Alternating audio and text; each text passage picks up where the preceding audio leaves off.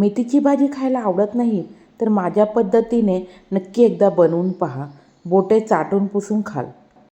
मिक्सरच्या जारमध्ये भाजलेले शेंगदाणे, तीळ आणि फुटाणे गरजेनुसार पाणी घालून बारीक वाटून घेऊयात. तेलामध्ये लसूण, हिरवी मिरची, बारीक चिरलेली कोथिंबीर आणि चवीनुसार मीठ घालून मेथी छान शिजवून घेतली. त्याच कढईमध्ये 1 पई तेल, जिरे, बारीक चिरलेला कांदा घालून छान लालसर झाल्यानंतर सुरुवातीला केलेली शेंगदाण्याची पेस्ट, त्यानंतर 2 टोमॅटोची प्युरी, कांदा लसूण मसाला, गरम मसाला, धने पावडर, हळद, हिंग घालून छान तेल सुटेपर्यंत वाटण परतून घेतल्यानंतर शिजवून घेतलेली मेथी आणि गरजेनुसार गरम पाणी, त्यानंतर चवीप्रमाणे मीठ घालून छान भाजीला कड काढून घ्यावा.